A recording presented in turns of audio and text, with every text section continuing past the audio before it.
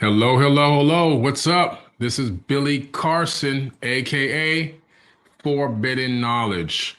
Thank you for joining me tonight. It's going to be another great night. And as I told you guys, I would be back for another part of this amazing topic, talking about was the Bible copied from ancient texts. And today's actual title is it's along the same lines. I'm still going by the ancient text. We're going to go to some super ancient texts tonight, and we're talking about could Jesus be the student of Thoth, or could they be the same person? And I'm going to go into ancient text and the modern day Bible, and I'm going to let you guys come up with your own conclusions as to what you think. All right. So it's going to be an amazing night. Please share this video. If you're on here now, share this link with some other people.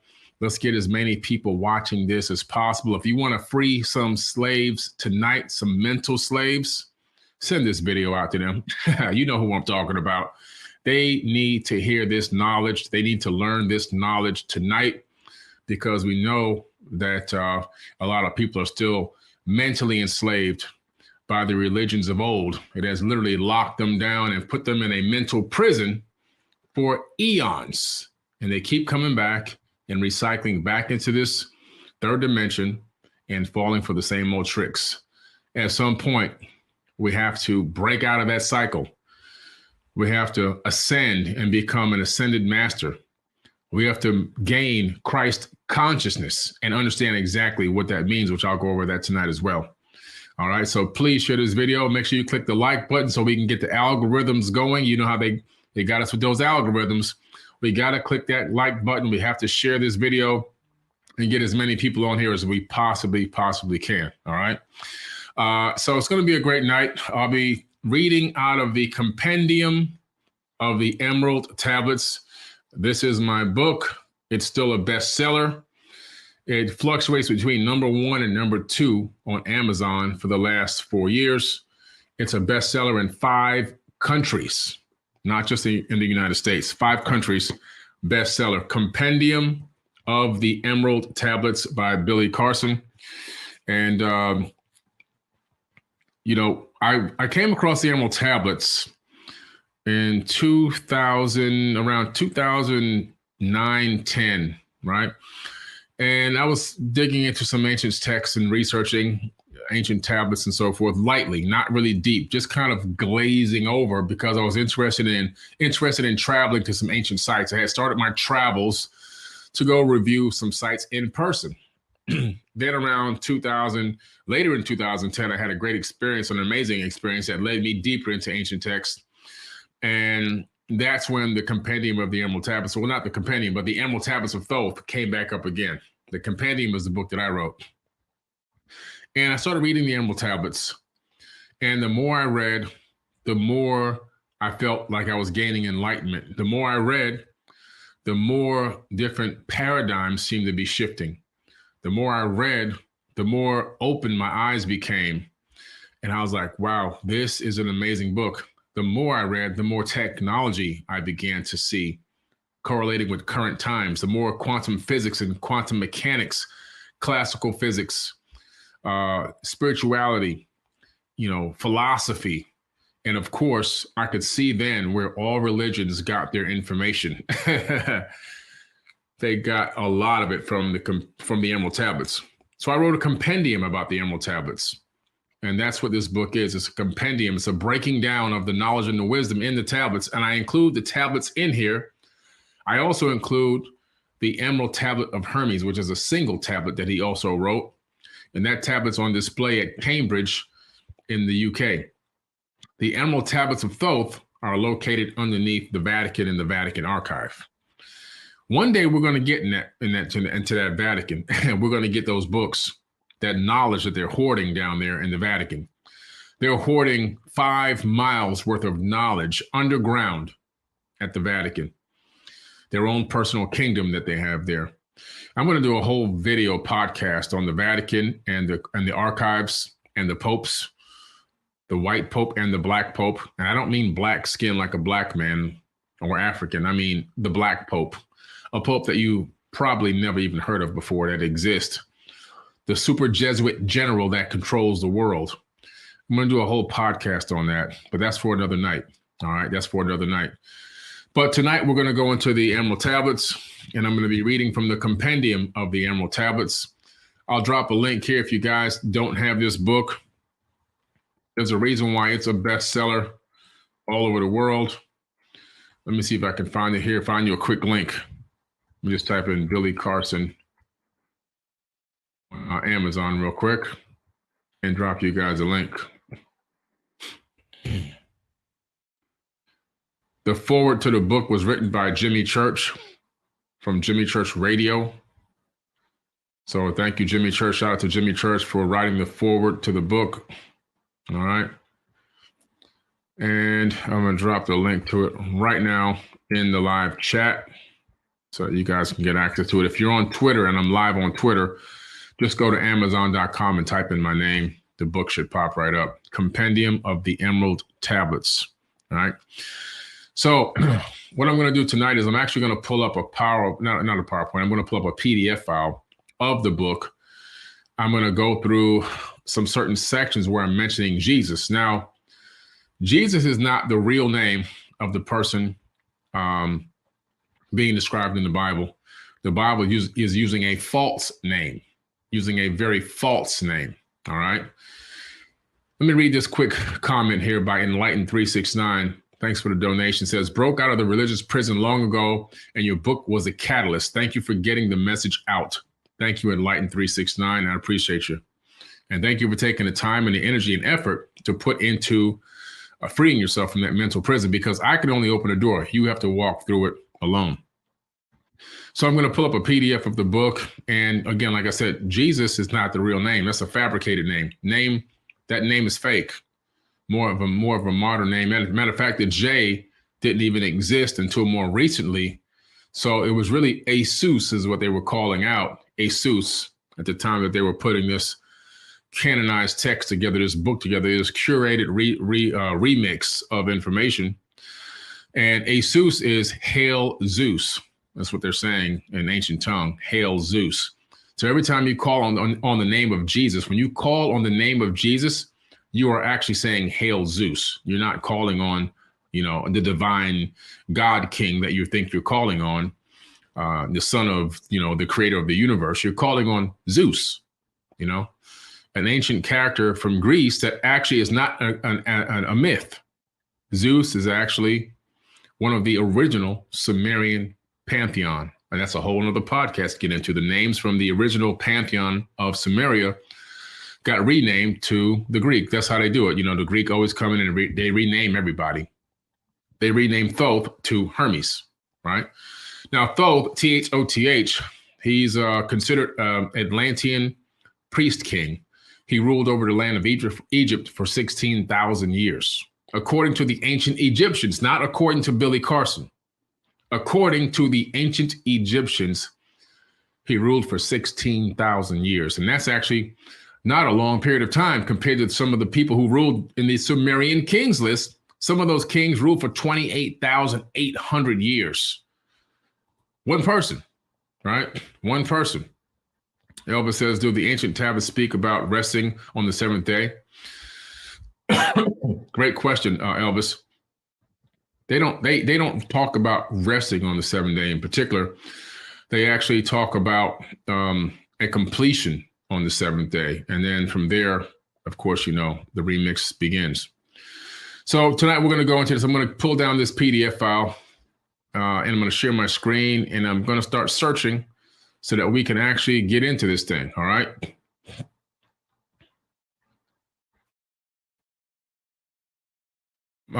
Kevin Hawkins says, Mr. Carlson, actually it's Carson, Carson. You said the earth broke apart from Tiamat. Does that mean Earth is not round? No, the Earth is round. The Earth is a round object. It's not a flat object. All planets and moons in the entire universe are spheres. Are they perfect circles? Are they perfect spheres? No, that's impossible. They all have slightly different shapes, but they're not floating discs in the sky. Quantum physics and classical physics have proved that that's actually impossible due to accretion. And so if you study classical physics and quantum physics, you'll find that Everything in the universe creates spheres. Everything is a fractal. All right. I'm going to answer this last question, and I'm going to get into this book. So Detailer says, hi, Billy, can you segment speaking on the subject of mediums and clairvoyance? I'll come back to that one at the end of this. We have a medium that actually is on the Forbidden Knowledge Podcast Network, Courtney Kane Sides. Her podcast is Wednesdays at 8 o'clock, and she's amazing. Actually, clairvoyance and mediumship is supposed to be an actual standard thing that everyone can do. It's just another one of your sensory perceptors. But we've been slightly disconnected from that. Some people are more sensitive to it than others and have the capability of sensing what seemed to be almost impossible. But they're tapping into an etherical realm, and they're tapping into records that exist through energetic fields. And I'm going to talk about the science behind that, the quantum physics behind that. All right, let me get into these tablets. All right, let me get into these tablets. It's going to be a great night. And I'm going to share my screen and pull up this. Let me pull up this PDF file here. Let me see what window it's in. Here we go. All right, let me just make sure it's showing properly. Yes, it is. All right, great. So this is the inside of the book, Compendium of the Emerald Tablets, which, by the way, I'll be doing a full read of this book, but it won't be on Kindle. And the reason why it will not be on Kindle is because Kindle doesn't pay any money. They keep all the money. And because they don't pay any money, I'm not doing Kindle, because Kindle is a way to short circuit the authors from all the hard work, effort, and energy that they put out into the universe to create the content. And so this is just like Spotify and Apple Music and everybody else, they pay 0.0006 per spin, and things like that. And you have people who work a year to make one album, and they end up getting like a check for $38 for the year. So I'm not playing that kind of game. And so I'm going to read the book, and I'm going to do each chapter. There's 15 chapters. Each chapter is going to be an episode. And that's going to, plus all of my, my interjection and my hypothesis and my theories and philosophy along with it. And so each chapter will be an episode of a series on Forbidden Knowledge TV. You can listen to it by just pressing play and let it run as an audio. You don't have to look at the screen, or you can actually watch it. It's up to you, but it's going to be produced and put up on Forbidden Knowledge TV exclusively. And so if you want to listen to the book or watch me read the book, and with some extra video graphics and image graphics, you'll be able to watch it on Forbidden Knowledge TV. So get the TV app. It's 4bk.tv, the number 4, right? On and I'm gonna type this in the chat right quick before I start. On the web, 4bk.tv. Or you can go to Apple TV, Roku, Amazon Fire TV, Samsung TV, iOS App Store, or the Google Play Store, and just type in Forbidden Knowledge TV. Forbidden Knowledge, number 4, Forbidden Knowledge TV on those app stores, and download the free app. And then you can subscribe and get a free trial. Okay? But that's what we're doing. That is exactly what we are doing. All right, let me get back to this file. I have to look around the TV now because the file fell down behind the behind this camera. Hold on a second, guys. All right, here we go.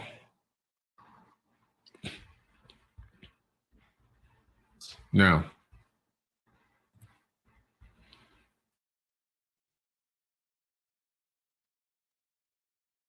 let me pull up the tablets here. And again, guys, make sure you guys share this video. Make sure you share the video, please. We want people to get this knowledge. People need to hear what I'm talking about. They need to learn that there's more information out there than what they've been given, and that what they have been following is not exactly what they thought it was, okay? So Compendium of the Emerald Tablets. Let me read a couple of quotes here from some important people that actually reviewed this book. We have Eric von Daniken. Eric von Daniken is a living legend. He's a great-grandfather of the ancient astronaut theory. He's traveled the world hundreds of times. His book has been translated. Chariots of the Gods has been translated into over 80 different languages, and he has over 80 million copies sold worldwide. He sparked a lot of brains when he came out with that in the late 60s. Sparked a lot of brains. Since then, he's been a multi-time best-selling author in many books regarding ancient civilizations and archaeology. The man is a living legend. And he said, "I'm so impressed with your work and your research. It was a pleasure." Eric von Daniken, Chariots of the Gods. And of course, you know, Jimmy Church. Today, Billy Carson brings to our community the Compendium of the Emerald Tablets. Finally, we are able to dive deeper into the meaning of what Thoth really intended for us to know, to explore and discover what is truly important about ourselves and the world around us. George Noory, he's a 3-time Emmy-winning radio host, and he's also in the Radio Hall of Fame. And George Noory says, "Billy Carson is an amazing researcher that I have admired for a very long time." I mean, I can go on and on and on here. So lots of great praise for the book. Lots of great praise for the book. So what I'm going to do is I'm going to do a search for Jesus. Let's just start there, right? And we'll start right here. So right now I'm on page, let's see what page, I'm on page 17 in the Compendium of the Emerald Tablets, page 17. And let's go down here. All right. Let's start right above this paragraph where Jesus is highlighted. It says, "The Book of the Dead recorded that the god Thoth was a designer and a builder of the Great Pyramid." Now, the Book of the Dead predates the modern-day Bible, even though a lot of text in the Book of the Dead made it into the Bible. Proverbs and everything else, right? Isn't that interesting? That a book that's thousands of years older than biblical texts has the same exact words in it, same exact statements in it. Interesting. So the Book of the Dead recorded that Thoth, the god Thoth, was a designer and builder of the Great Pyramid. These words were carved into some stone at the very dawn of civilization on planet Earth. Elements that the same story also appear in the pyramid texts that date to around 2450 BC and presented in context that suggested their ancient age. And so what we have as well is the fact that the Emerald Tablets that Thoth wrote, which are inside of my book, Compendium of the Emerald Tablets, in one of the opening verses, he says, "Builded I the Great Pyramid." Builded I the Great Pyramid. Matter of fact, that's very important. Let's come right back to this and let's just take a quick peek at that. Okay. Take a quick peek at that. This is very interesting.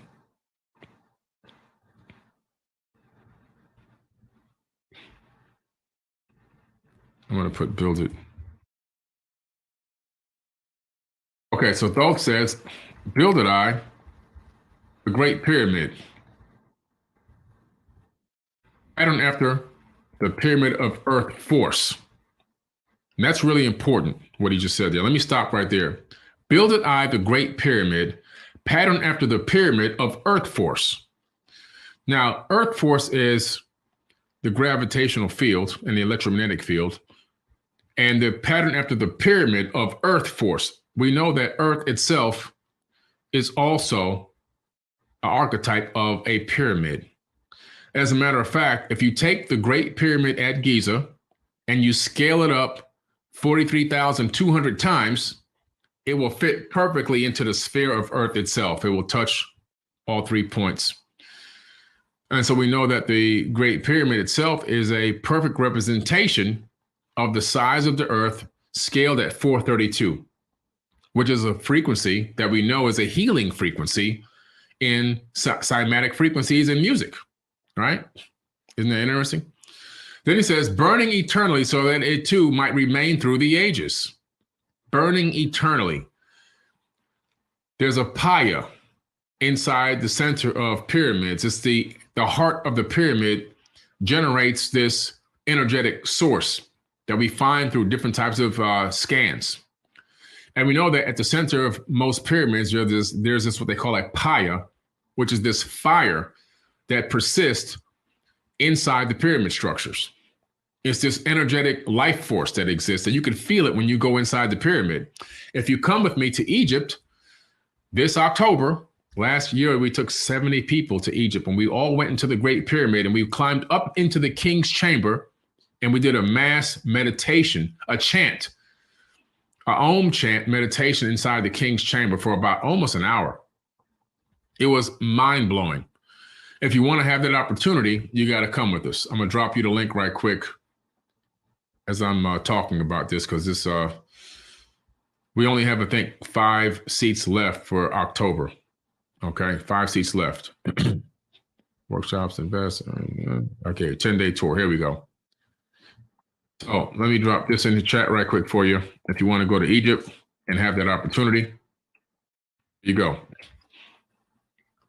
All right, now let me get back to where I was real quick. He says, pattern after the pyramid of earth force, burning eternally so that it too might remain through the ages. In it, I builded my knowledge of magic science. He says inside of there, inside the pyramid, he hid the magic science, which translates into advanced technology. We know that the Great Pyramid is a multifunctional stone computer capable of computing an enormous amount of astrological and physical data. And so it's also a star map and everything else. It's all built into the Great Pyramid. I can go on and on and on, but that's going to be a totally separate podcast that I'll get into. When you calculate all the different angles, I've gone through all these numbers dozens and dozens of times, and I've come up with all the calculations, and all this is in the book as well. But I wanted to let you guys know that the fact is that the Egyptian Book of the Dead, written thousands of years after the Emerald Tablets, but thousands of years before the Bible, confirmed that Thoth built the Great Pyramid. I thought that was very important. Get back to Jesus.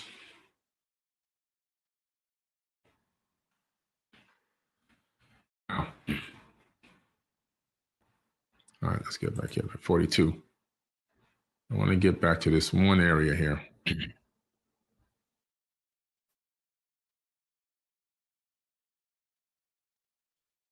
Let's do it this way.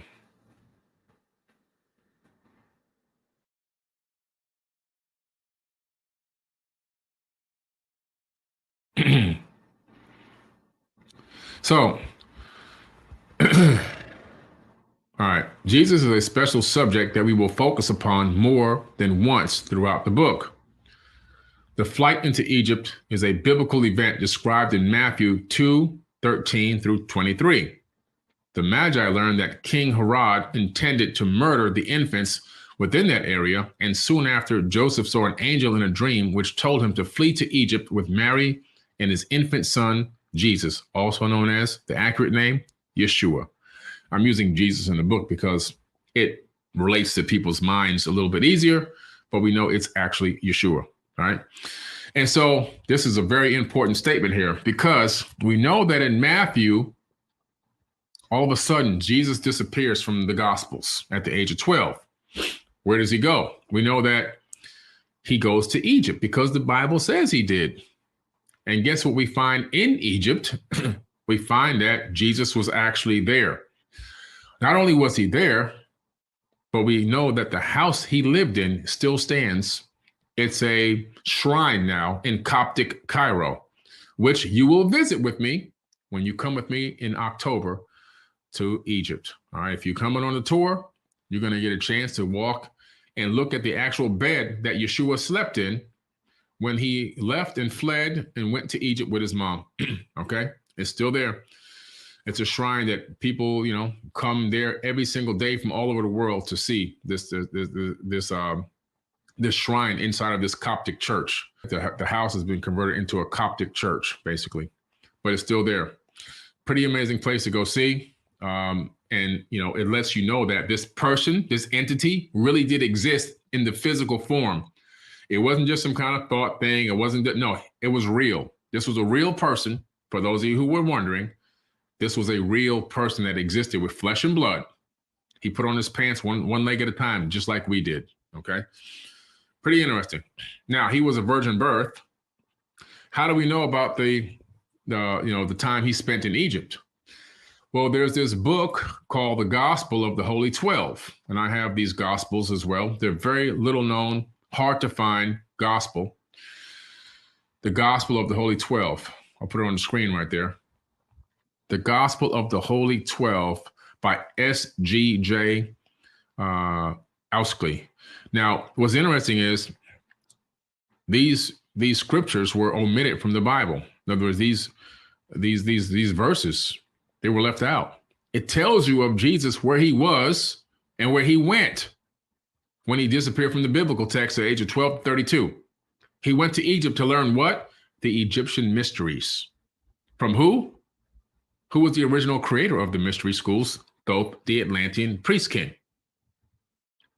This could be why, when you see as I go through this, his words are extremely similar to those words of Thoth written in what? In the Emerald Tablets, the same words that are recorded by him as him speaking in the New Testament of the Bible. Pretty interesting. He then leaves out of Egypt as he gets a little older, and he goes up into Tibet. What does he go to Tibet to do? He goes to learn Reiki healing and Qigong healing with his hands and his body, and energetic, how to move energy throughout the body, which is confirmed by the Dalai Lama. In modern times, the newest Dalai Lama has confirmed this. And then he heads down into India to learn the mystic arts and teaching reincarnation all the way back down into Egypt. Then at the age of 32, the Bible picks up again and says, I call my son out of Egypt. And then he turns up in Jerusalem riding in the back of a donkey, right? We know this story. Not everybody knows the story because not everybody is studied like they're supposed to, right? So pretty interesting. The Gospel of the Holy 12. Let me just check Amazon real quick and see what the price is on that, because it varies when they have them in stock or not. And sometimes you can find a copy for $600, $700. They're out of print. And it's 12 spelled out. Not the one with the number 12. It's the one with 12 spelled all the way out. They don't have it. Now it's out right now again. When somebody puts a used one up, they go very quick. They're usually like, $700, $800 or something like that. I think I spent more because I had one that was almost mint. Okay. It was almost in mint condition. All right. So pretty interesting. Let me get back into this again. Let me get back into this PDF file.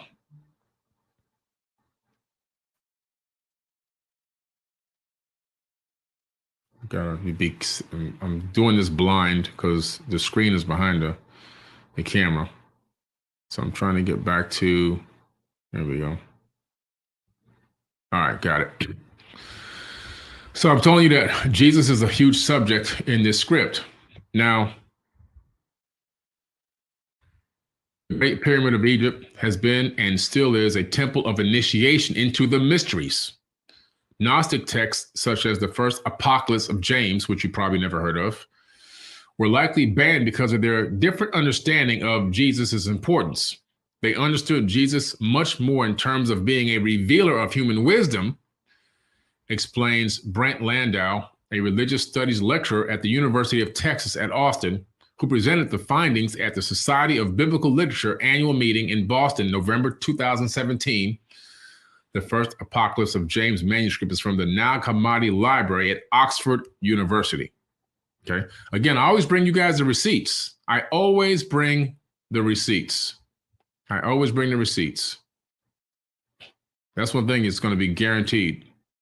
You're going to get the receipts.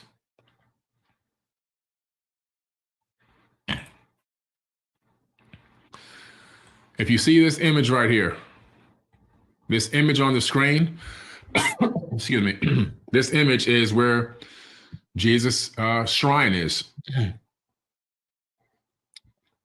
So this is the house that he lived in, which has now been converted into an actual church. On the left-hand upper left corner, that is the area where the bed's located. You'll see that when you come to Egypt with me.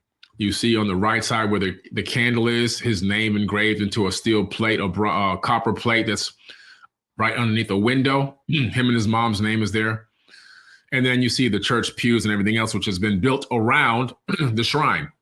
They've converted this into a Coptic church in Old Cairo. These are the living quarters, the former living quarters of Jesus, aka Yeshua. And these images and photos were taken by me on my own camera. Okay, on my own camera. So let's see what we got here. Many believe the Emerald Tablets of Thoth are the source of material for the teachings of Jesus in the New Testament.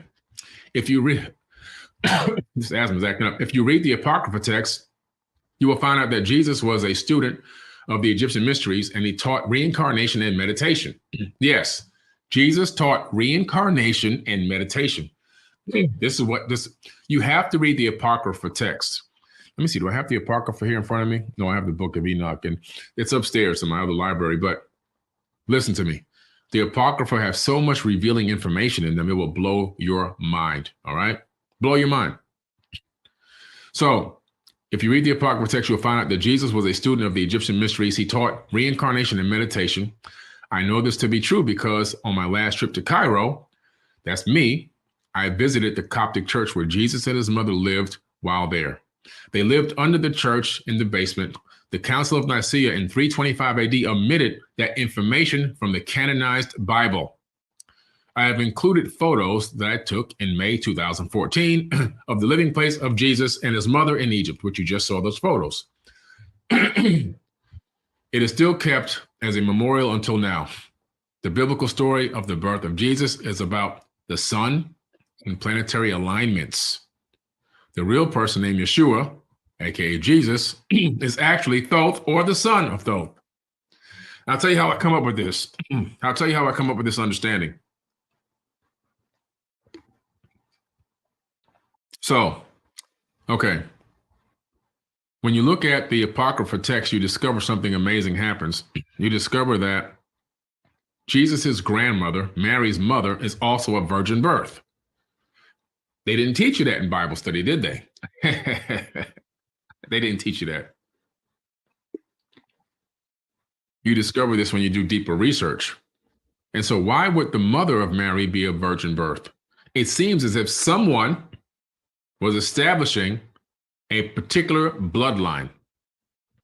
We know that bloodline to be the Merovingian bloodline, the bloodline of Christ. That bloodline is still walking that planet till this very day. And I'll get to that in a second. Now, when you take a person and a woman, and you insert an egg into her womb at the right time, it's called creating a zygote and then doing in vitro fertilization. You can then create a baby growing in that womb with no sexual intercourse. This is not the first time it's happened in ancient texts. There's an ancient text that goes even further back in Sumeria, where Isis takes an egg out of a woman, puts the egg, adds some genetic material to it, puts the egg in her own womb, takes it to term for 10 months and gives birth to Adamu, which means first man. In some cases, they call him Adapa, but it's Adamu or Adapa, doesn't matter. It both means first man. Now, again, this is in vitro fertilization happening in ancient tablets. Why would they make this stuff up if it didn't really happen? At that time, Isis created the first Adam, not the first human. There were already people here, according to the tablets. But the most perfected version of a Homo sapiens sapien came out of her womb, which starts the generations of Isis, the Genesis. Genesis in the Bible are the generations of Isis, okay? In case you didn't know. Now, this is why America took and named the, that terrorist organization after ISIS. They try to defame. Everyone tries to to create these negative mindsets over these ancient names. Like in the ghetto, you have thoughts. So they took the name Thoth and turned it into thought, which means something totally nasty and crazy. Everyone wants to take stuff that's sacred and turn it into garbage. All right. Thanks for the donation, guys. I'm going to go back to those donations shortly. I got to stay on this PDF for a minute. So,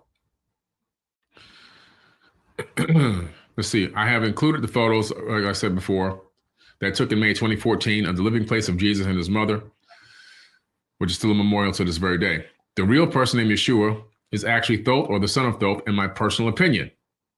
More recently, the biggest discovery is a writing called the Gospel of the Holy 12, or the Gospel of Jesus' wife. Now, the Gospel of Jesus' wife is actually located in Harvard Seminary School. It's actually in Harvard Seminary. And what this book says is that Jesus got married, never got crucified.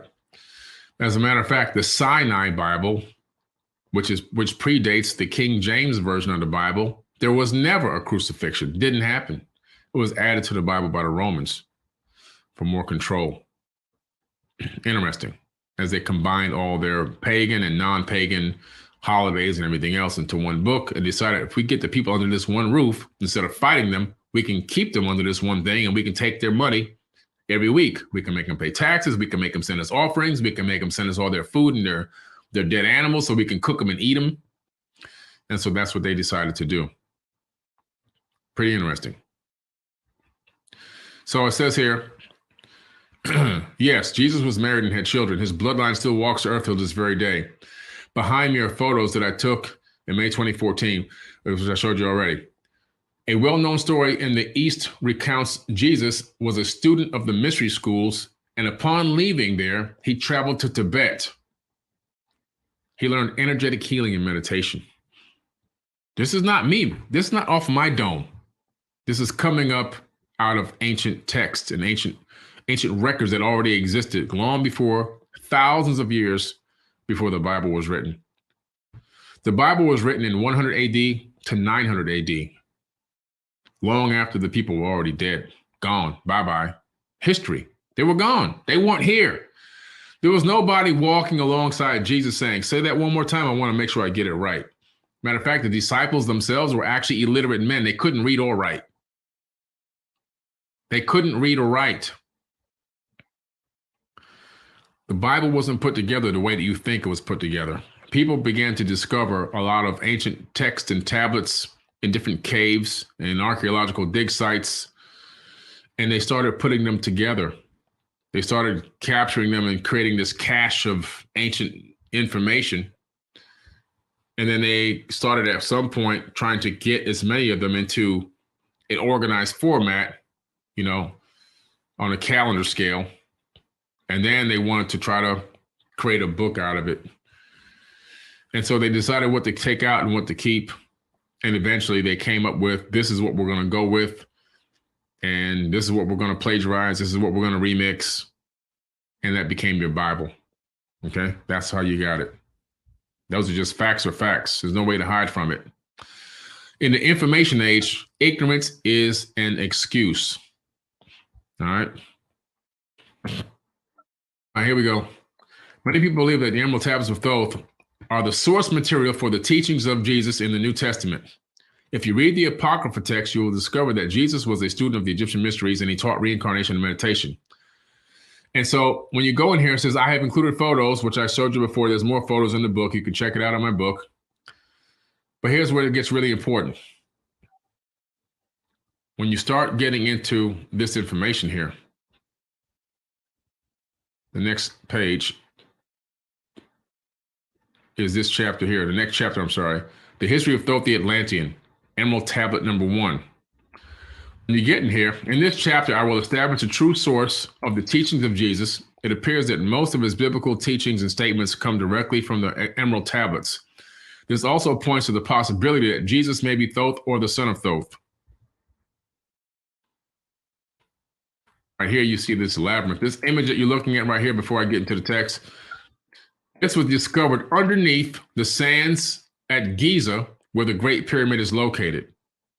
The Lost Labyrinth of Egypt is without a doubt one of those incredible ancient sites that are a lost jewel in today's history. These are the halls of Amenti located underneath the Great Pyramid. The same halls of Amenti that Thoth says in the Emerald Tablets that he built underneath the Great Pyramid. Well, they were discovered a few years ago. They're there. There's also a second Halls of Amenti, which I took 70 people to last year in October. And we got inside of the rejuvenation chambers. I showed them where they exist underneath the sands of Saqqara. If you want to go and see this for yourself, get inside of one of these rejuvenation chambers that exist in the Halls of Amenti. You have to come in October to Egypt. It's going to be an amazing trip. Drop the link in here one more time. There's only a few spots left for that tour. Okay, only a few spots left for the tour. Now, let's see here. Let's get to the next section here.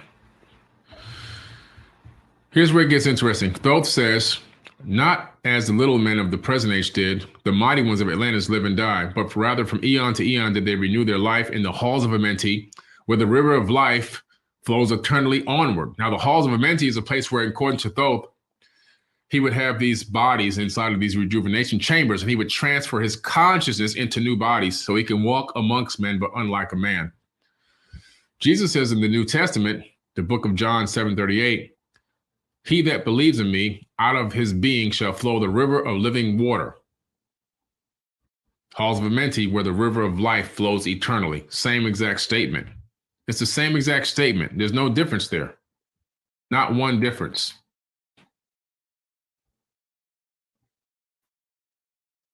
Understand here that men of Chem, let me go up to this verse above first. 100 times 10 have I descended in the dark way that led to light. And as many times as I have ascended from the darkness into the light, my strength and power have been renewed. Now for a time I descend, and the men of Chem shall know me no more. Understand here that the men of Chem refers to the people of Egypt, because Kemet is ancient Egypt. Yet notice that we get our word alchemy from this Egyptian name. There are other interesting statements made by the writer Thoth. He says that he descended into the halls of Amenti, where there are regeneration chambers. Certainly, we can understand the concept of cellular regeneration. He says he has spent a total of 10,000 years, because he says he's done it 100 times 10, regenerating his avatar over the course of many eons. Thoth also refers to the river of life, stating, I began this incarnation from eon to eon, where the river of life flows eternally onward. Remember how Jesus makes the same reference in John 7:38. Whoever believes in me, as the scripture said, rivers of living water shall flow from within.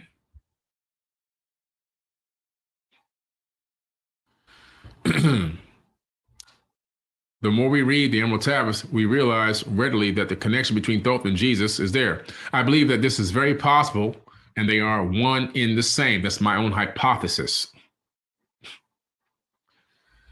But in the time yet unborn will I rise again, Thoth says, mighty and potent, requiring an accounting of those left behind me.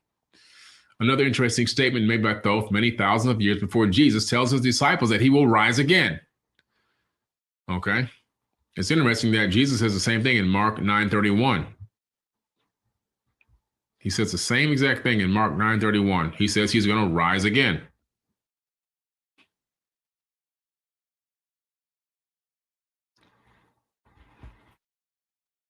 Let's go back up here a little bit. Hard work in this PDF file. If ye have falsely betrayed my teaching, for I shall cast ye down from your high estate into darkness of the caves from whence ye came. Betray not my secrets to the men of the north, to the men of the south, lest my curse fall upon ye. Remember and heed my words, for surely I will return again, and require of thee that which ye guard. I, even from beyond time, from beyond death will I return, rewarding or punishing as ye have requited your trust. Interesting.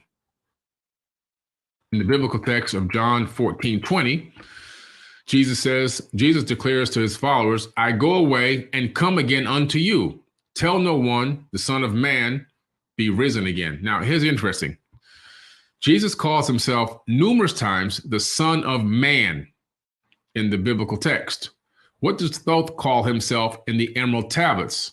He calls himself the son of Atlantis And he also calls himself the Son of Man many, many times. The Son of Man. Interesting. They both call themselves Son of Man. Thoth says, "For surely I will come again, betray not my secrets." The Bible also teaches of a judgment day. Everyone, the still living and resurrected dead, will face God's judgment. Even those who profess Christianity will find judgment through the deeds they have done in life. According to Matthew 7:21 through 23 and Corinthians 5:10, those who have lived righteous lives will be granted eternal life. Those who have lived evil lives will be condemned to eternal punishment. This record appears in several biblical passages, including Matthew 5:29 through 30, 25 through 31 through 25, 31 through 46, and Mark 9:43 through 48. Again, these statements are very reminiscent of the same thing stated by Thoth over 36,000 years ago. Did Jesus Christ, sometimes referred to as Yeshua, teach reincarnation? The answer is yes. He taught reincarnation. Okay. Additionally, reincarnation appears in the Old Testament. Read the last words of the Old Testament in the book of Malachi. "Behold, I will send you Elijah the prophet before coming of the great day of before coming of the great and dreadful day of the Lord. He shall turn the heart of the fathers to the children, and the heart of the children to their fathers, lest I come and smite the earth with a curse." Here God is speaking through Malachi. That's Malachi 4:5 through 6. He was a famous prophet, often quoted by great leaders throughout history, including U.S. presidents, Donald Trump and many others, and actually saying Elijah is going to come again.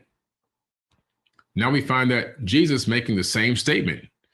In the book of Matthew, Jesus says, "Among them that are born of women, that there hath not risen a greater than John the Baptist, notwithstanding, he that is the least in the kingdom of heaven is greater than he." Matthew 11:11.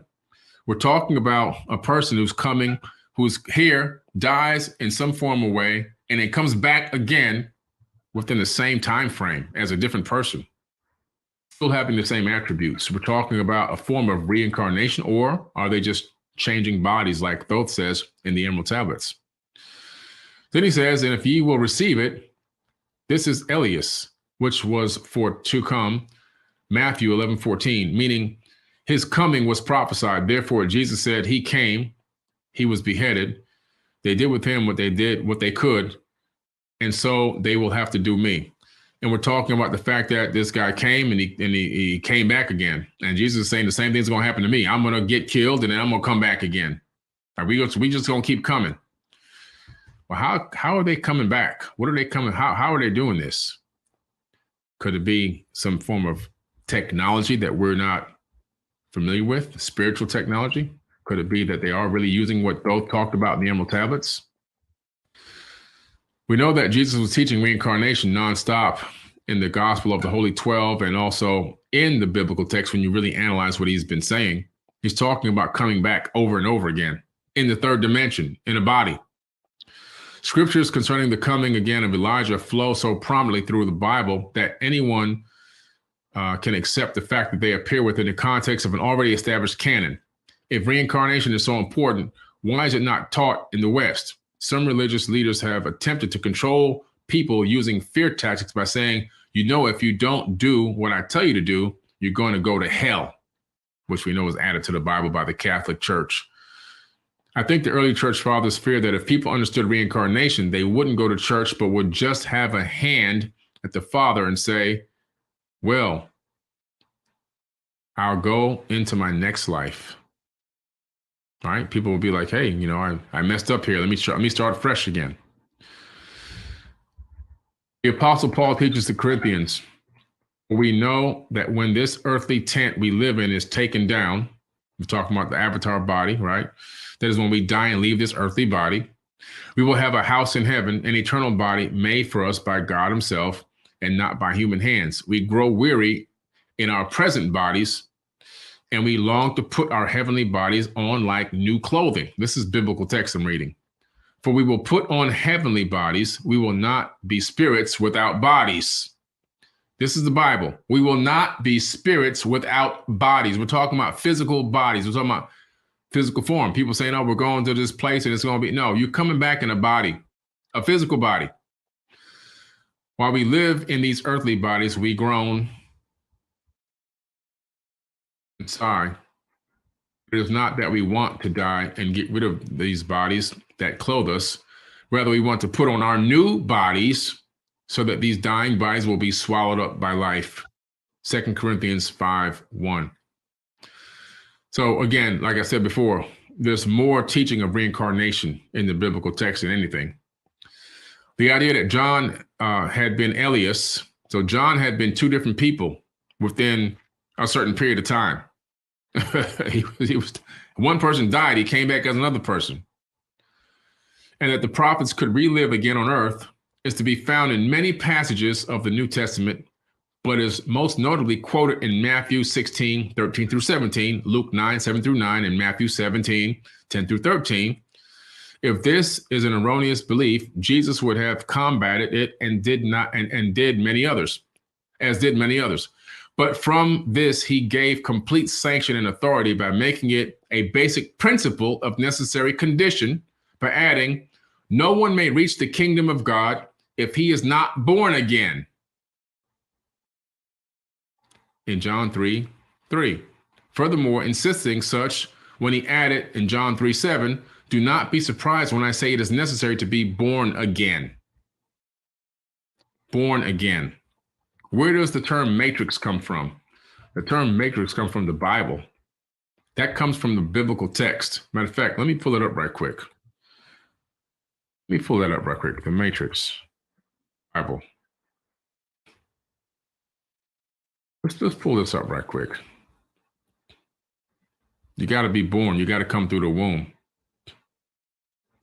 Exodus 13:12. Thou shalt set apart unto the Lord all that openeth the matrix, and every firstling that cometh of a beast which thou hast. The male shall be the Lord's. All right. Exodus 13:15. Here goes another one. Exodus 34:19. All that openeth the matrix is mine. Every firstling among thy cattle, whether ox or sheep, that is the male. Here's the interesting verse, though. Let's see if I can pull it up here. Numbers 3:12. And I behold, I have taken the Levites from among the children of Israel instead of all the firstborn that openeth the matrix. Among the children of Israel, therefore the Levites shall be mine. I mean, it just goes on and on and on. The matrix is all throughout the Bible. All throughout the Bible. The Bible also says in here that you must be born through the matrix because the matrix is a womb. What are we talking about? We're talking about being born again, which you've heard me talk about many, many times. You must be born again. And it ain't becoming born again by praying to some exterior deity and begging him to forgive you of your sins. It comes through raising your level of consciousness to a higher level and realizing that you've grown consciously to another level and looking back on your previous level and saying, wow, I've been born again. And you'll be born again many, many times within this same lifetime, as I always say. Let me pull this thing back up again.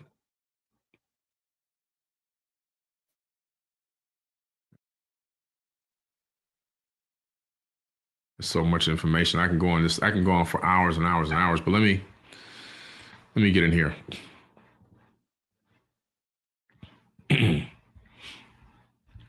One second here. Go down. Reincarnation.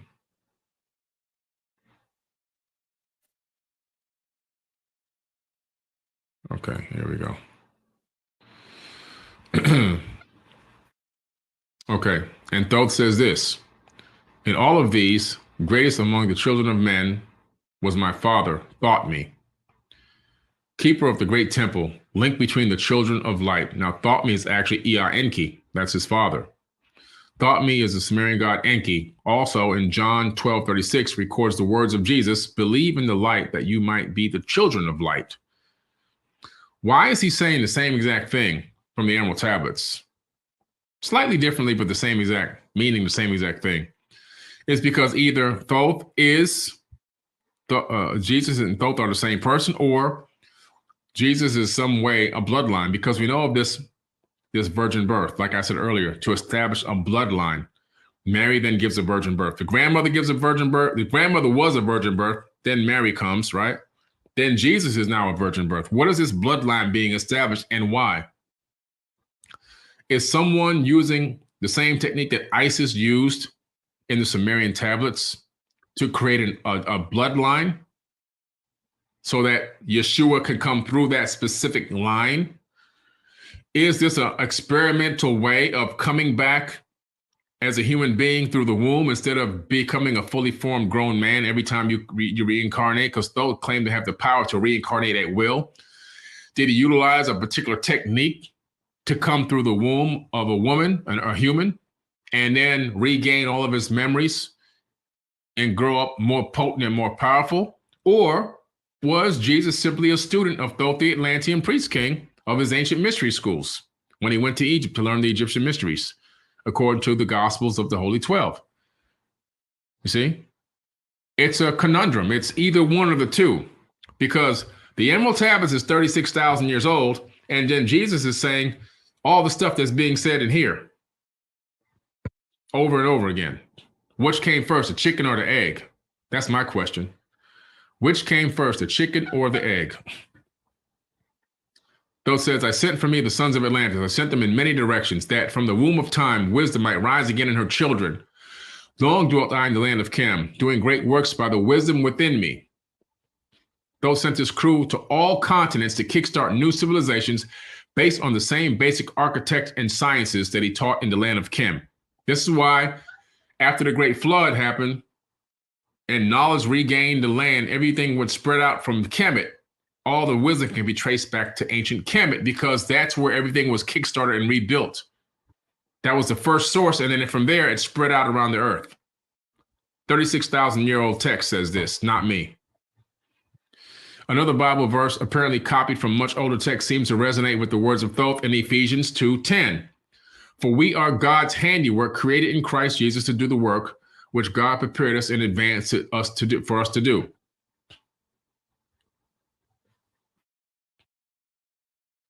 And Thoth said, he who encouraged would dare the dark realms, let him be purified first by long fasting. Lie in the sarcophagus of my stone in my chamber. He's talking about one of those rejuvenation chambers. Then reveal I to him the great mysteries. Soon shall he flow to where I shall meet him. Even in the darkness of earth shall I meet him. I, Thoth, Lord of wisdom, meet him and hold him and dwell with him always. We're talking about a consciousness connection. Jesus answered to him saying, truly I tell you, today you will be with me in paradise. Same exact statement. Same exact statement. And then Thoth goes on to say, build it out of the Great Pyramid. Okay. Compendium of the Emerald Tablets. I mean, I can talk about this stuff for hours and hours and hours. There's so much going in here. There's so much to go in on. How do I stop the screen share? There we go. There's so much to go in on in these Emerald Tablets, and making a lot of comparison between biblical texts. I have like another, I think, 100 comparisons between Sumerian tablets, the Mahabharata. In the Sumerian tablets, I have the Mahabharata is an Indian work, but it also in the Bhagavad Gita, in the Atrahasis epic, in the Epic of Gilgamesh, in the Enuma Elish, and more in the Myth of Adapa, which I'll cover the next time I do part 3 of this talk. I'll show you all the comparisons between all those ancient tablets. All right, all those ancient tablets. And you'll say, wow, this is incredible. So Frank B says, what's up, Billy? Putting together a family tree with timeline. Can you help in the perspective of who became first if you haven't already? I'm actually building this whole, we actually have, well, I can't show it to you here because I can't get up, but I have one that's about 8 feet tall. I actually have one done already. And it's going to be on forbiddenknowledge.com. It's on a vinyl. It's on a really strong piece of vinyl. It's about this wide, not about this wide. It's about 8 feet tall. It's a complete genealogy from ancient times. Okay, so I'm going to have that available to everybody very, very soon. I'll have a downloadable version that somebody can just download to look at. But if you want the kind that you can put on your wall, which I have rolled up like a scroll right now in this closet, it's massive. I'll show that the next time I come on, and we'll, you guys will be able to cover that. All right. Red Pill Rossi says, do you think there were any Vimanas in the biblical text? Oh, absolutely. I covered that, UFOs in the Bible. Check out my video I did a couple of weeks ago about UFOs in the Bible. Tons of Vimanas in the Bible, tons of them. I covered quite a few in that video, which that video did phenomenal, okay? Before I continue on talking, I have more to say about this, but before I continue, I got to run a quick commercial about the Forbidden Conscious Awards. Then I'm going to come back and I have some more knowledge for you guys tonight. All right, so hang tight and just check out this Conscious Award commercial. Hey everybody, it's Billy Carson, also known as Forbidden Knowledge. I want to talk to you about a very special event coming up July 30th, 2023. The Forbidden Conscious Awards, the first annual event of its type. We're going to honor people who have been contributing to the conscious community for decades. People that you know and love that have helped you get to higher levels of thought and consciousness and awareness. And guess what? It's time to give them their flowers while they're still alive. It's going to be a live in-person event, but seats are going to sell out very fast. You want to make sure you're there in person for this amazing level event. It's going to be above the Oscars, above the Grammys. And guess what? You can help vote for the winners. Voting is available on forbiddenknowledge.com. And the categories are going to be social media influencer, podcast/radio host, TV host, actor, director, producer, entrepreneurs, health and wellness, philanthropists, authors, field researchers, archaeologists, space anomaly hunters, and of course, a Lifetime Achievement Award. And you want to be there in person because I'm going to be speaking. That's right. I'll be your keynote speaker that night at the Forbidden Conscious Awards. If you want to come to a mini conference, this is the place to be because I'm going to give you the knowledge that night as well as performances. We have celebrity guests performing. We'll have a halftime show where we're actually going to perform music for you. And don't forget about the pre-event mixer, where if you buy a box seat, you'll be in the VIP section and you also have private access to a VIP mixer with celebrity guests. Shake hands, break bread, network, and then walk the red carpet with us and take amazing photos. It's going to be a night to remember. You don't want to forget this. And you help vote by going to forbiddenknowledge.com, go to the Conscious Awards link. You can text in a vote for who you want for any category, as well as if you're out of the country, you can use the web form ballot to still vote for anyone you think is worthy of being honored that night. Make sure you hurry up and get your tickets because they're selling out very fast. I want to see you there. Forbidden Conscious Awards 2023.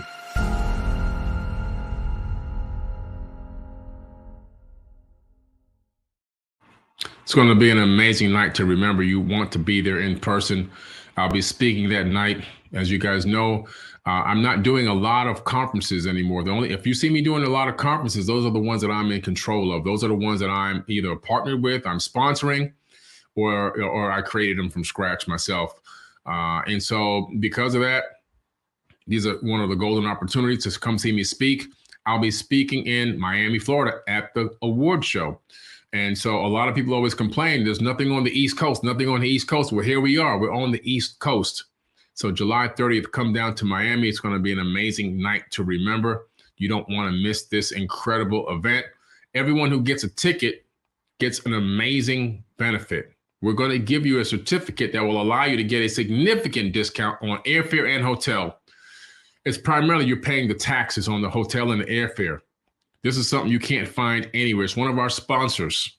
I'm talking about a significant discount on airfare and hotel. The one that I tried to book for myself, it only came out to $300. That included my ticket and that included my hotel. I was just doing it as if I was, a random person just to see what it would cost. And it came out to a little over $300. As you know, it's almost impossible to find a ticket for $300, yet alone the hotel for 2 days, for 2 nights.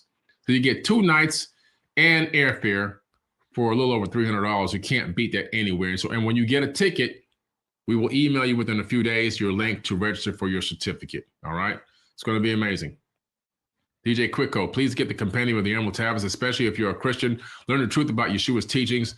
Please attempt to explore the origin text that made the Bible. Thank you, DJ Quicko, for that shout out there. I appreciate you. And thank you for the donation. All right. So it's going to be an amazing event you don't want to miss. I'm going to cover a lot of information on the Book of Enoch. This here is the books of Enoch because there's several versions of them. People don't know that. There's actually a couple different versions of the Book of Enoch. So I have the first Book of Enoch, the Ethiopic book. I have the second Book of Enoch, the Slavic Secrets of Enoch book. And I have the third Book of Enoch, the Hebrew Book of Enoch. Also the book of fallen angels, the watchers, and the origins of evil. So I have all of that in this one book combined. I have all this separate too, but I found it was all in one book. I was like, man, this is great. I don't have to keep pulling out all these books. I can just go through one book. And as you can see from my book here, the Emerald Tablets, Compendium of the Emerald Tablets, I quote all the sources, the Bible, the biblical verses, and you can see the location of the information in the tablets. Clearly, I've gone through this Bible dozens and dozens and dozens and dozens of times because I know all of these verses and where they are in the Bible. A person that just goes to Bible study is not going to have the ability to make all these correlations because Bible study focuses on studying the same things over and over and over again. Very little information, very little knowledge being transferred in Bible study. Very, very little, a tiny fraction of knowledge. They're never going to make you study the book of Deuteronomy in Bible study. They're never going to make you do a whole, let's spend the next 3 months on Deuteronomy and break that down. They're never going to do that. It's going to be the same old stuff, picking out a couple of different, a couple of verses, taking them out of context and trying to get you to apply that to your life without any real context of what was going on, no knowledge, no understanding. Some stuff in the Bible can be applied to your life and be great. Some of it can put you in a mental enslavement, a mental prison. So you have to be very, very careful with the biblical text. As with any religious text, you have to be very careful in what you're believing in and what you're allowing your mind to encompass as actual truth. There's things that are in the biblical text. There's things that are in the Quran. There's things that are in various different religious books that I think are phenomenal. I think that I can apply some of those things to my life and get a great result, which I do. Right? Thou shalt not kill. I mean, that's good. You know what I'm saying? There's good stuff in Proverbs and Ecclesiastes and things like that. There's good stuff in there. But you got to remember, it's remixed with a lot of craziness. It's remixed with a lot of sociopathic, narcissistic behavior. When 1 second you have God as all-knowing and all-loving God, and then the next second, he's a brutal, murdering killer.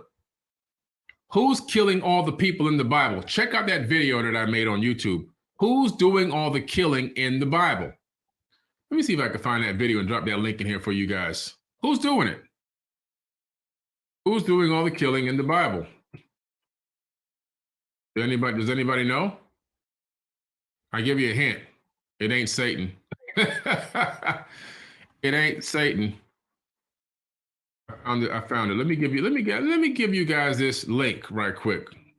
Make sure you take some time to go watch this video. I'm dropping the link in the comments right now. If you're on Twitter, just go to my YouTube account and type in Billy Carson, who's doing all the killing in the Bible. I just dropped that link in there for you. Watch that in your leisure when you get a chance. It's not Satan. Who's killed millions of people? Slaughtered them brutally. Who's killed children, babies? Who's ordered the brutal murder and killing of men, women, and children? It's not Satan. Pretty interesting.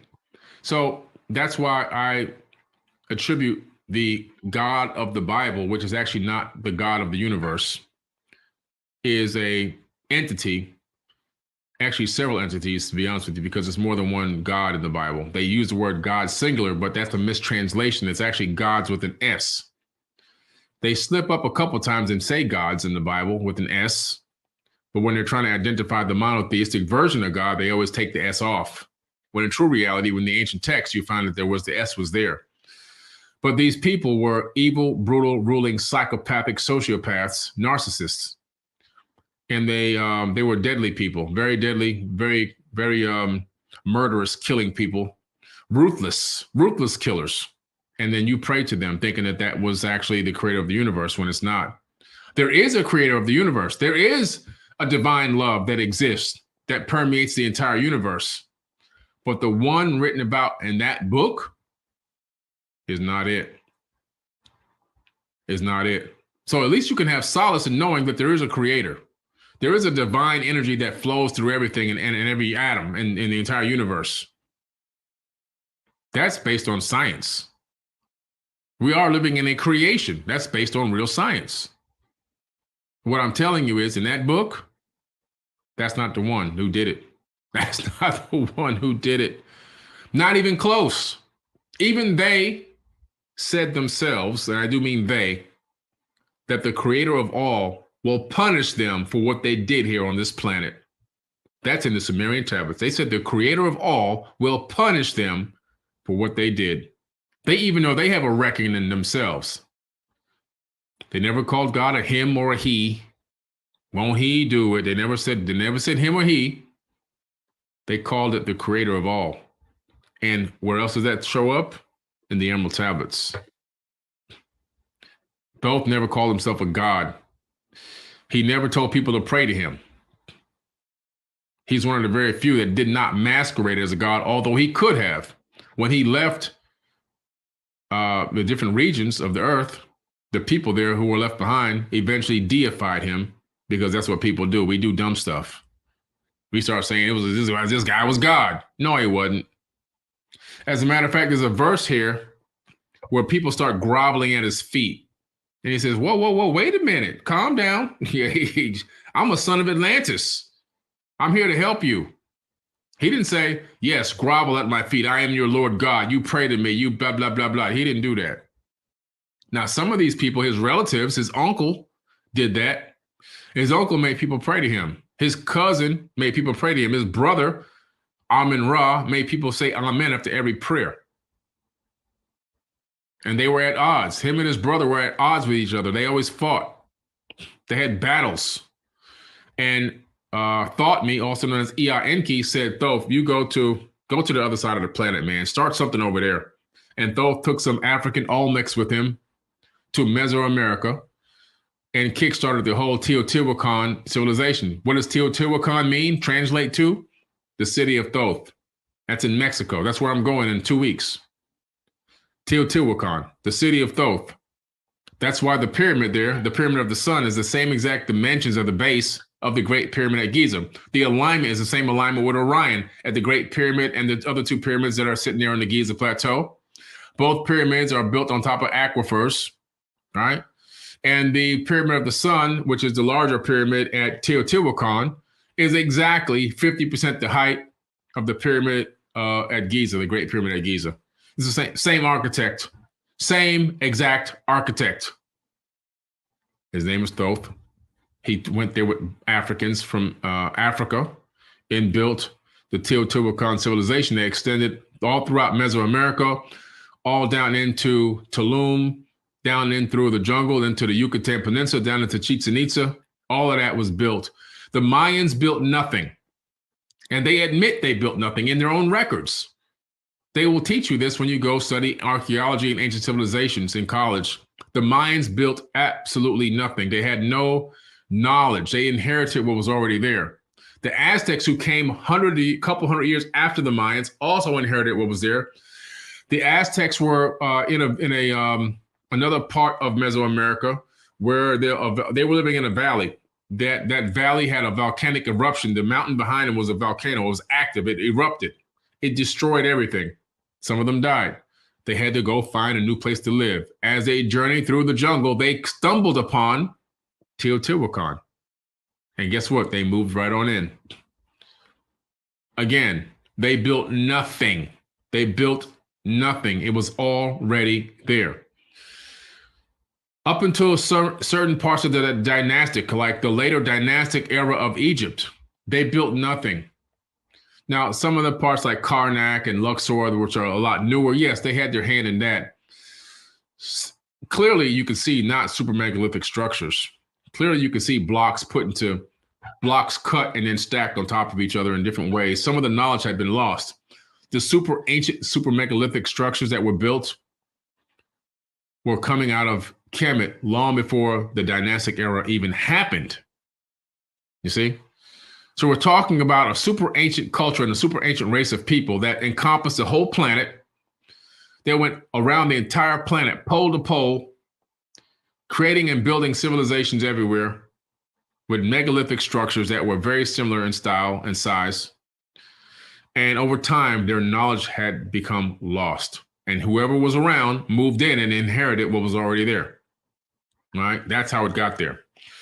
Anyway, so yeah, being Teotihuacan, the city of Thoth, in a couple of weeks. I'm going to go there to film for the new TV series, Anunnaki History. It's a brand new series that I'm creating on Forbidden Knowledge TV.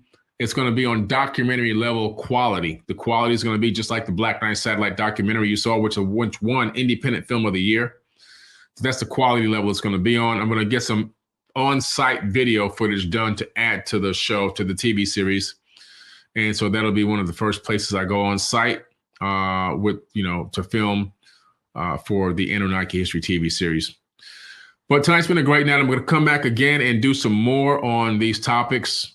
I'm going to continue to teach. I'm going to continue to bring the wisdom and the knowledge. I'm going to continue to bring information that people can look up and research for themselves. Because why? If you don't do your own research, you have nothing. If you rely on every person that you hear speaking to give you knowledge versus you hearing it and going, wow, that sparked something in me. Let me check this out. Now you're growing. Now you're becoming better. Now you're ascending. Now you're working on becoming an ascended master. When you begin to dig in and follow up and look into things yourself, you might find things that I never said. You might find things that connect the dots to other things that I have never even thought of before. You might come up with a different opinion than I have. And guess what? That's okay. That's okay too. But at least you took the time, the energy, and the effort to begin to enlighten yourself by asking yourself questions and looking up those answers. You see? The more we rely on outside sources for all information, the dumber we get. Like this AI thing that's going on right now. I'm so glad I got the knowledge in my head. I'm so happy that the knowledge is in here. You're going to see situations where people who look like they're experts on information are going to be asked random questions on live video, and they won't be able to come up with the answer because they don't have it in here. They were pressing buttons on a computer or a phone, and it gave them the information. It gave them answers, and they regurgitated it like a robot. When you don't have the information in here, you're useless. You're useless. You have nothing. You have nothing. I've been on over 3,000 podcasts from questions ranging from ancient civilizations all the way to quantum physics, philosophies. What else I've talked about? Biology, rocket science, astrophysics. I mean, you name it. And guess what? 99% of the time, I have a great conversation and I have all the answers. Why? Because the information is in here. I didn't squander my time on this planet. I didn't squander my ability to grow this muscle right here. I didn't squander it.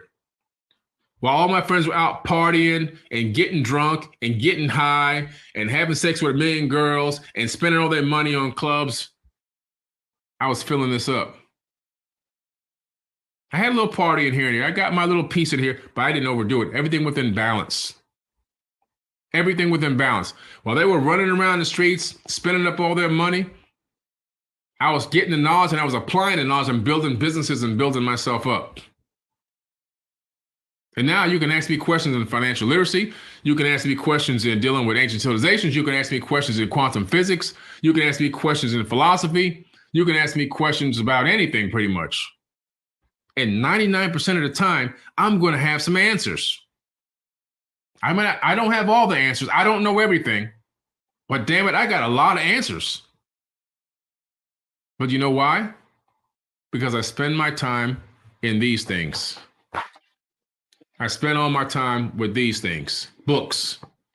I spend all my time studying and researching. I spent over 20 years reading over 1,000 books, scriptures, cylinder scrolls, ancient texts, tablets from all over the world, papyruses and everything else. And it's all in here. I didn't squander my time. My mother always told me, whatever you want to learn is in a book. Whatever you want to learn is in a book. This is long before the internet came out, so long before the internet came out. We're talking about the 1970s. My mother told me, whatever you want to learn is in a book. And I took that to heart. And I've gobbled up thousands of books, gobbled them right up.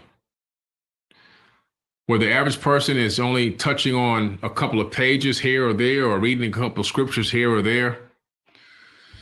If you're a person that's relying on a biblical text or biblical book, the Bible, for example, and the information in there to secure your place in eternity, you want to secure your place in eternity with this biblical information. And yet you couldn't answer probably 10 questions that I would ask.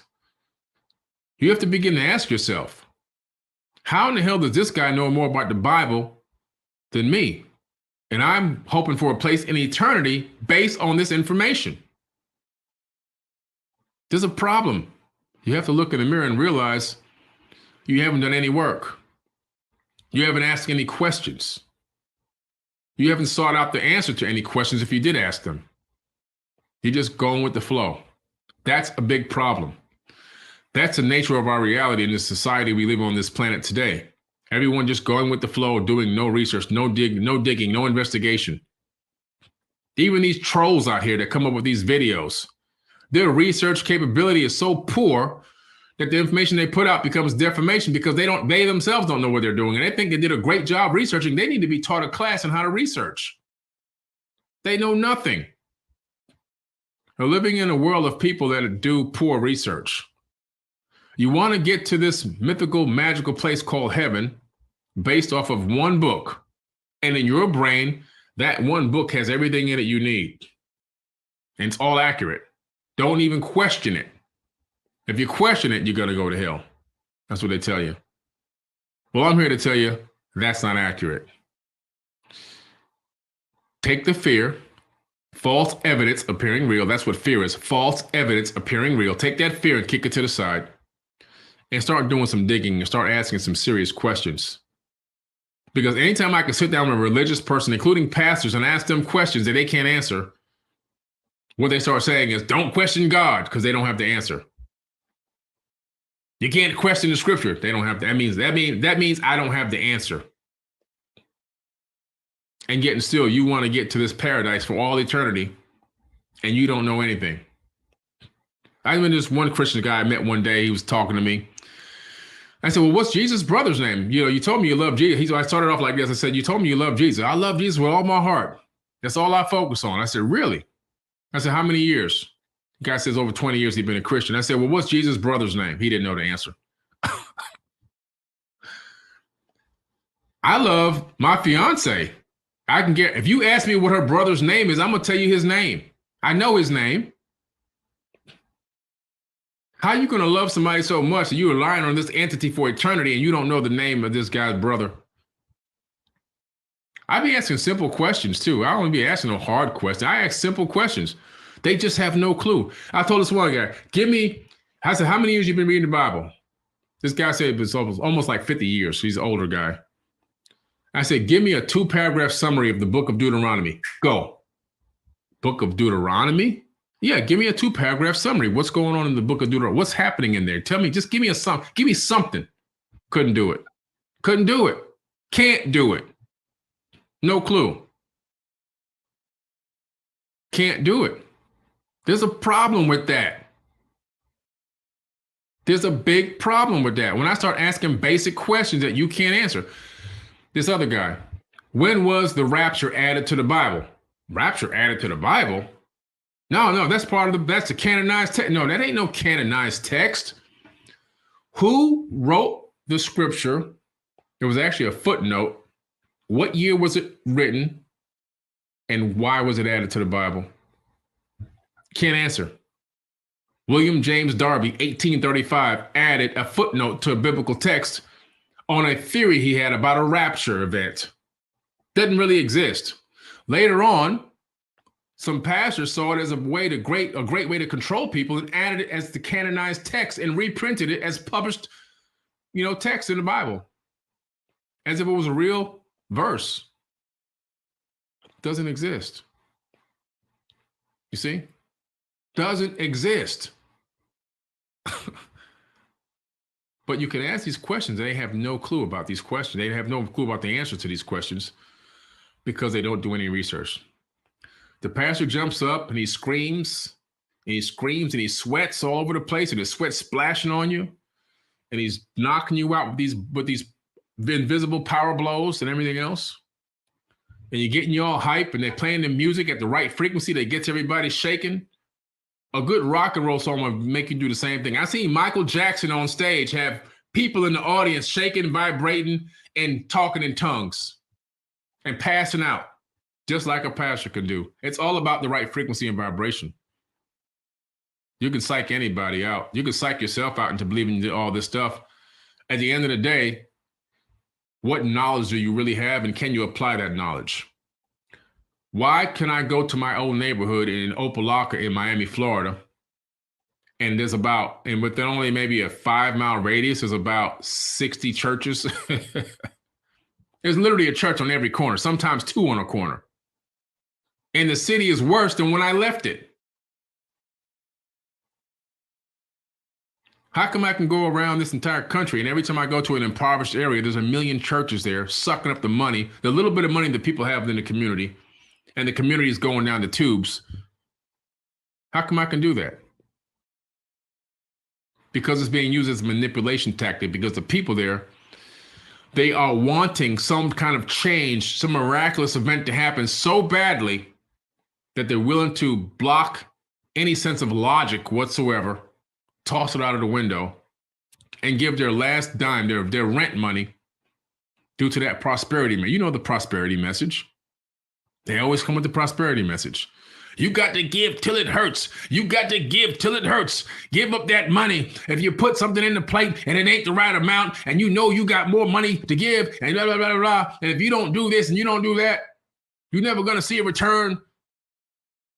So you give up everything you got. They press that plate around 10 times. You put everything you got in that plate.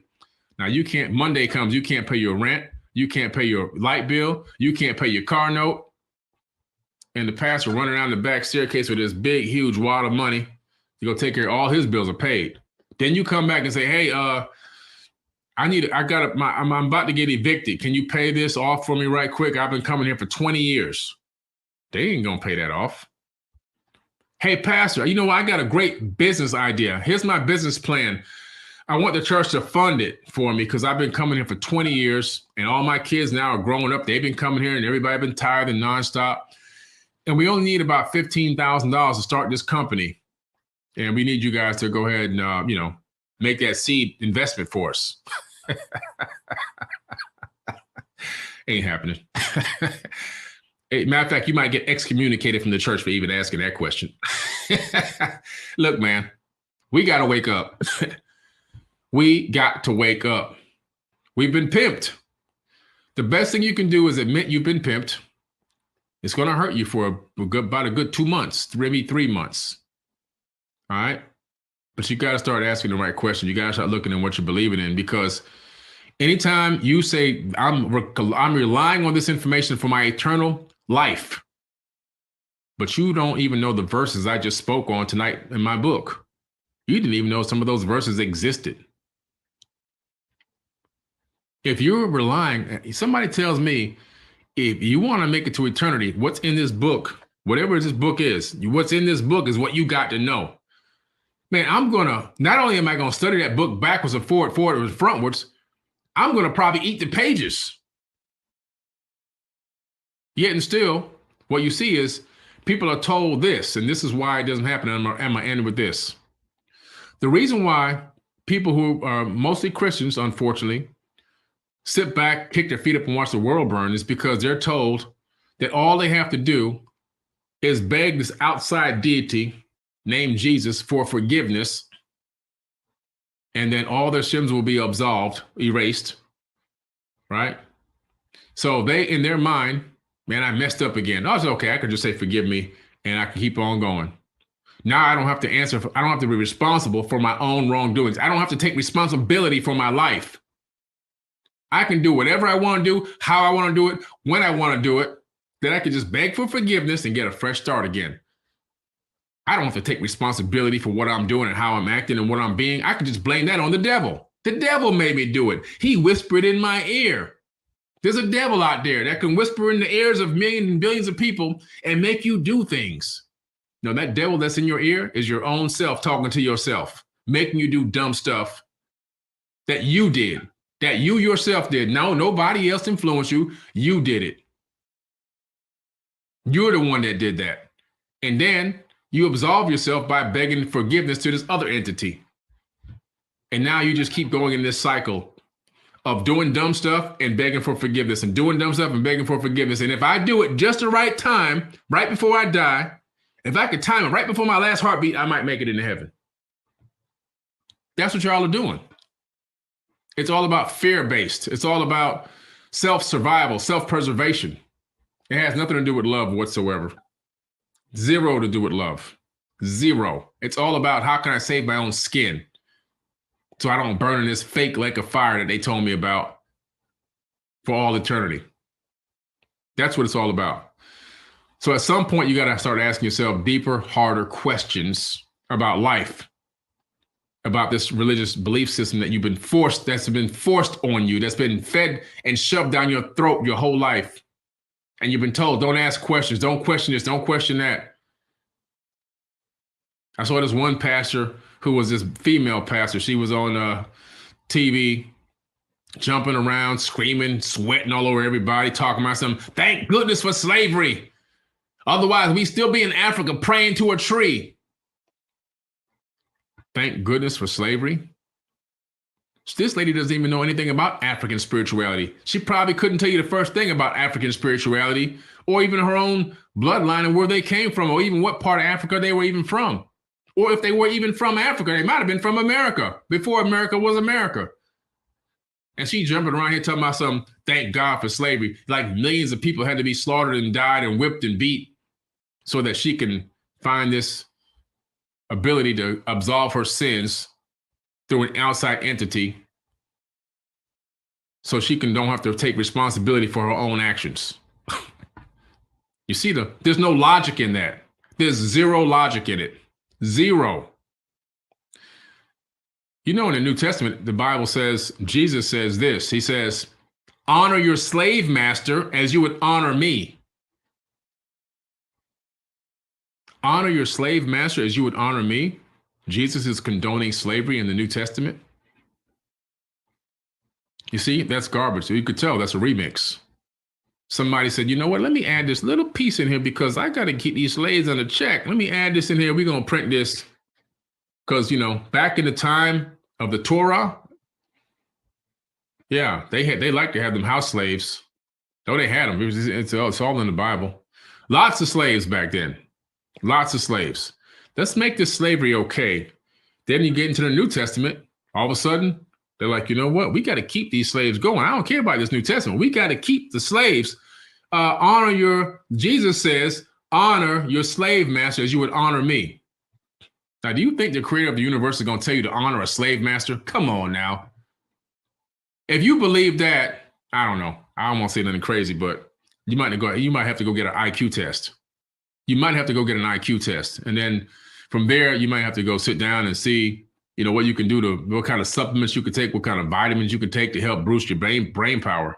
If you believe that, you got to do something. You got to do something. If you believe that the creator of the universe is okaying that you can honor your slave master, come on now.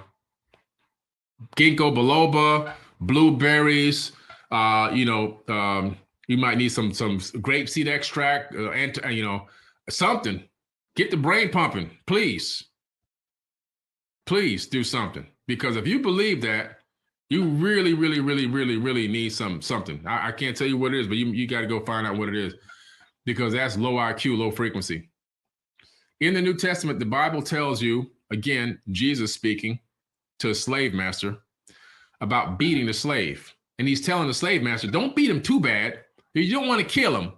Just beat him to within like an inch of his life. Because, you know, we need him to continue to do the work, but you don't want to kill him. We're going to punish you if you kill the slave. You can beat him, but don't kill him.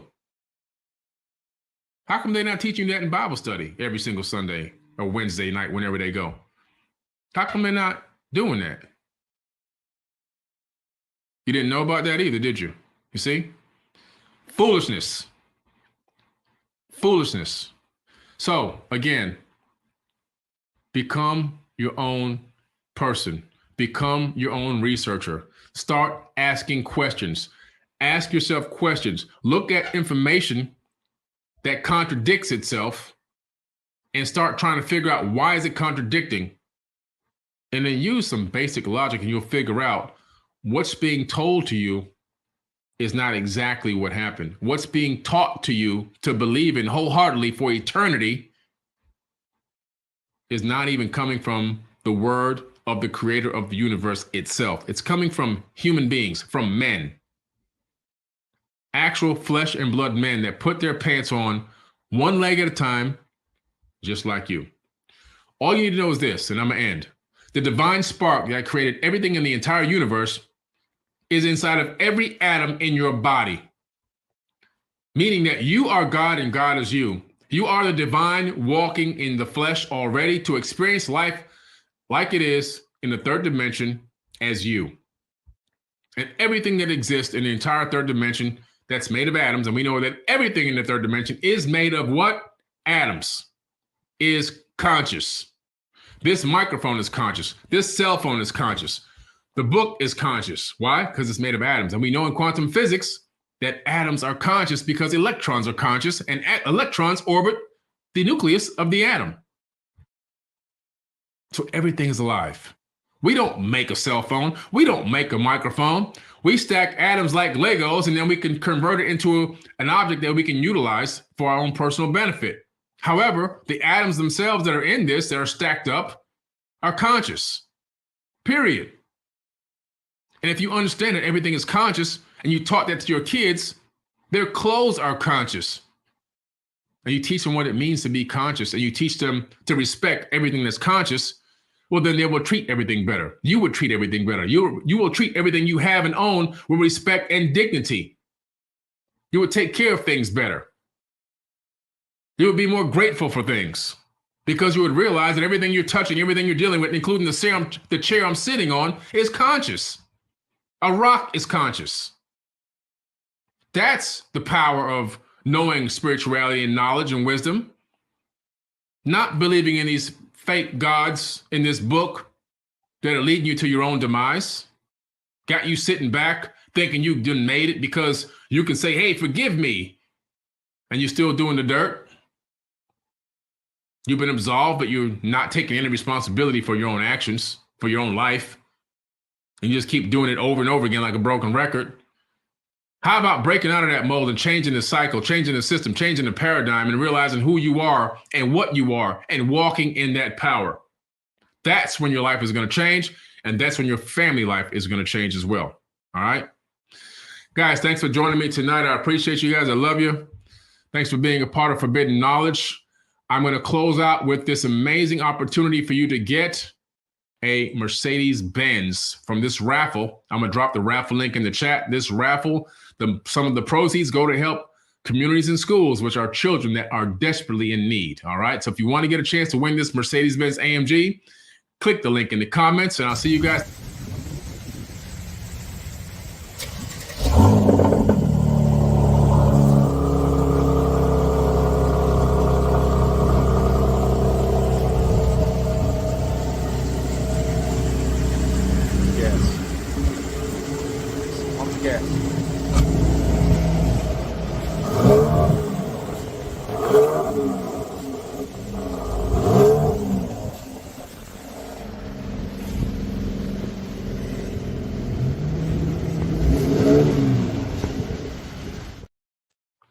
All right, guys, click that link in the comments. You might win that Mercedes-Benz AMG. All right.